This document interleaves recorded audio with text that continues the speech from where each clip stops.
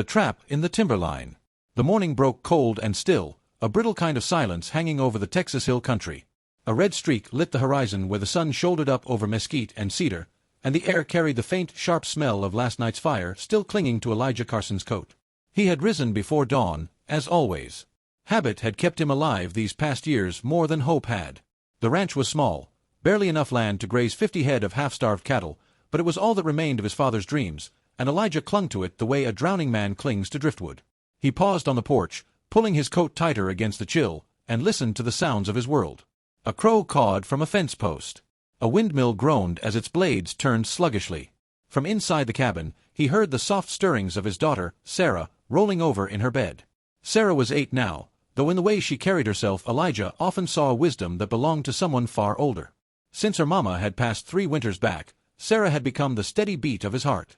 Everything he did, the endless mending of fence, the weary rides to market, the long nights staring at ledgers that never balanced, was for her. He mounted his old sorrel gelding, Duke, and clicked him toward the north pasture. The frost-crusted grass crunched under Duke's hooves. Elijah rode hunched, a rifle strapped to his saddle and a coil of wire in his pack. Fences always broke, especially where the land dipped toward the timberline creek. Coyotes had been nosing around there too, hungry for weak calves. But as he neared the ravine, Elijah heard something that made him rein in. At first, he thought it was the whine of an animal, maybe a wolf caught in its own hunger trap. But then it came again, sharper this time, filled with raw pain and human desperation. A cry. Elijah's stomach clenched. He slid the rifle free but kept the muzzle low, listening hard. The cry came from the direction of the creek. "Easy, boy," he muttered to Duke, guiding him through the brush. The gelding snorted, ears flicking nervously. When Elijah pushed through a thicket of cedar, he froze. There, half hidden in the reeds by the water, lay a woman. A heavy iron bear trap clamped her leg, the cruel teeth sunk deep into her flesh. Blood soaked her buckskin leggings, dark and sticky, and her face was contorted with pain. She was no settler. Her hair was braided long, her skin burnished bronze by sun and wind. She wore beadwork on her tunic, bright with tribal colors. Her eyes, when they flashed up at him, were hard and proud, even through her suffering. Elijah knew at once. She was Comanche. His pulse jumped. A white rancher finding a Comanche woman out here, injured and helpless. It was the kind of situation that could spark a blood feud if he mishandled it. He scanned the woods instinctively, expecting the sudden thunder of hooves, the whistle of arrows. But there was no one. Only her, trapped and bleeding. She sucked in a breath when she saw him approach. Her hand groped at her belt where a knife should have been, but it was gone. Her voice, strained with pain, still carried fierce authority. "White man," she hissed. "Leave me." Elijah slid down from Duke, keeping his movements slow, his hands open. "Ma'am, if I leave you, you won't see another sunrise. That trap'll bleed you out." Her eyes narrowed. "Better death than your chains." The words cut him, not because they were cruel but because they held truth. Too many men with skin like his had brought chains instead of mercy. Elijah shook his head. "I don't deal in chains," he said quietly. "I bury my wife not 3 years gone. I raise a little girl who still asks me why the Lord takes mamas away. I've got no time for cruelty. Only for what's right." Her gaze softened for the briefest flicker, but pride quickly masked it. "If you touch me, my father's warriors will come. They will burn your house and kill your cattle." Elijah crouched near the trap, studying the cruel iron. He could smell the tang of rust and blood. "Maybe so. But if I ride away now, they'll find you cold. What will they think then? That a white man left you to die." The woman's breathing hitched. Sweat glistened on her brow despite the morning chill. At last, she gave a short nod. Elijah set his rifle aside and braced his hands against the trap. It was old but powerful, the spring stiff with rust. He gritted his teeth and pushed. His arms trembled as the iron jaws creaked open. "Hold still," he said. She gasped as the teeth released her flesh. Her legs slid free, torn and mangled. Elijah quickly stripped off his outer shirt and tore it into strips, binding the wound tight. His fingers were rough, but his touch was steady, careful. When he looked up, her eyes were locked on his. "My name's Elijah Carson," he said. "And you are?" She hesitated. Then, with quiet dignity, she answered, "Ayoka, daughter of Chief Red Hawk." The name struck him like a hammer. Red Hawk was a war leader, known to settlers across the frontier. To have his daughter here, wounded and helpless, was dangerous beyond measure. "Well, Ayoka," Elijah said, lifting her gently, "your leg won't carry you. My cabin's not far. I'll see you safe until you can ride." She stiffened in his arms, her pride warring with her weakness. "If my people come, then they'll see I tended you, not harmed you," Elijah said firmly. "That's all the truth I can offer." He set her on Duke's back, mounted behind her, and turned toward home. She leaned against him only because she had no strength left to resist. Her braid brushed against his shoulder, and her shallow breaths stirred the collar of his shirt. The ride was slow, every hoofbeat echoing in Elijah's mind like a drum of warning. The land around him felt suddenly hostile, every shadow a possible ambush. Yet when he glanced at the woman in his arms, pale from blood loss but unbroken in spirit, he knew he had made the only choice his heart could live with. They reached the cabin as the sun climbed higher. Sarah ran out to greet him, her braids bouncing, but stopped short when she saw the stranger slumped against her father. "Papa," she whispered. "Who's that?" Elijah swung down, cradling Ayoka carefully. "A woman hurt in a trap, honey. We're gonna help her." Sarah's wide eyes flicked from the blood-soaked leg to her father's face. She nodded solemnly, as if understanding the gravity of it all, and ran to fetch clean water. Inside, Elijah laid Ayoka on his bed, the only soft place in the cabin. He worked through the afternoon, cleaning the wound, grinding herbs, binding the leg tighter. Ayoka bore it all with clenched teeth, never crying out, her dark eyes fixed on the ceiling. When evening came, the fire crackled low, and Sarah sat curled in her corner with a rag doll. Elijah wiped his brow and finally allowed himself to breathe. Ayoka's fevered eyes turned toward him. Her voice was hoarse but steady.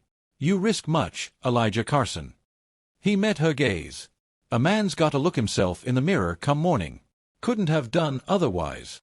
For the first time, a faint shadow of a smile touched her lips. Outside, the wind shifted, carrying with it the distant faint echo of drums. Elijah stiffened, his hand unconsciously going to his rifle. Ayoka's eyes closed, but her whisper lingered in the room. "They will come for me." Elijah sat in the silence that followed, staring into the fire. He knew she was right. And when they came, they would not ask questions first. But as he glanced toward Sarah, asleep now with her doll tucked close, and back to the proud, wounded woman on his bed, Elijah knew one thing with certainty. He would stand his ground. The next day's riders.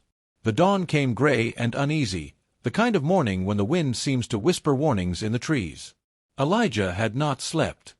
He had kept the fire alive all night, dozing only in the chair with his rifle across his knees, one eye always open.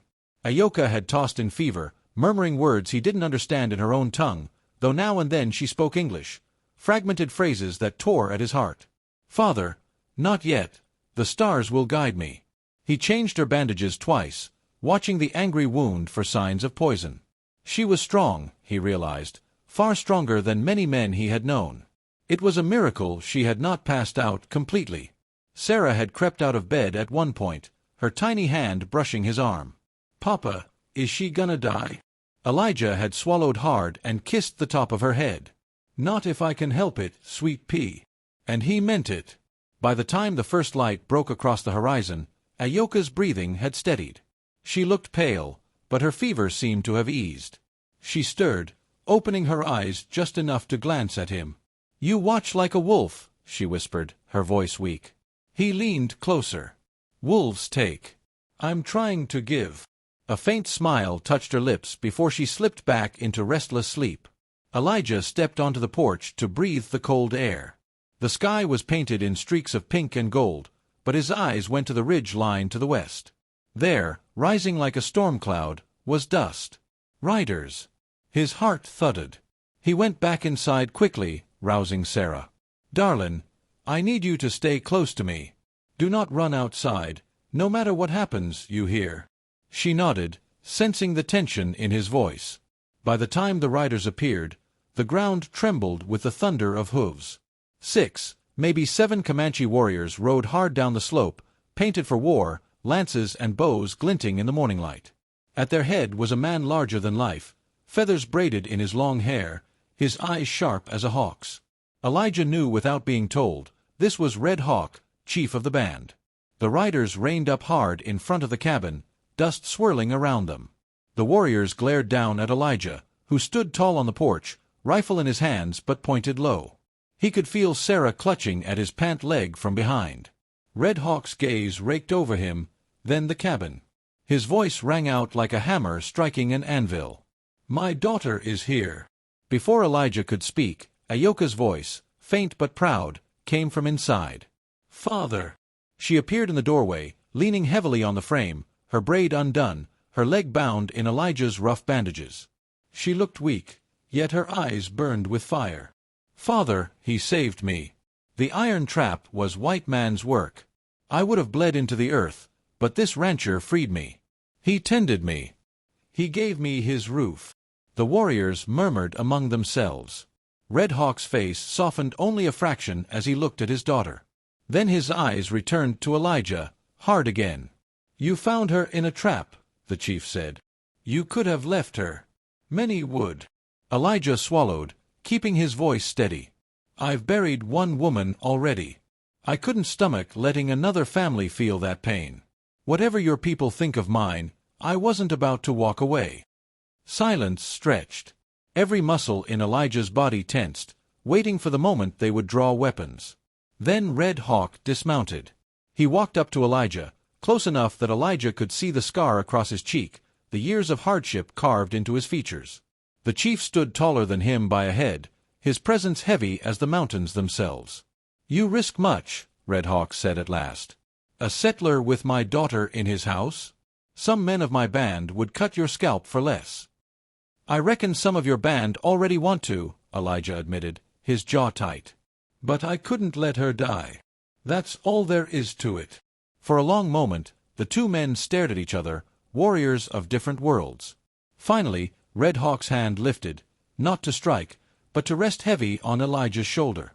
"You are not like most settlers," the chief said, his voice softer now. "For this, Red Hawk owes a debt." Behind him, the warriors shifted uneasily, but none spoke against their leader. Ayoka stepped forward, her voice thin but resolute. "Father, he gave me life when iron took it from me. And his daughter," she glanced at Sarah, who peeked out from behind Elijah's leg, "his daughter is kind. She brought me water, like a sister." Sarah blushed but clutched her doll tighter. The tension that had strangled the air eased, little by little. Red Hawk turned to his men and gave a short, commanding gesture. They dismounted, grounding their weapons, a sign of truce. Inside the cabin, the fire popped, filling the silence. Elijah let out a breath he hadn't realized he'd been holding. He lowered his rifle, though he kept it close.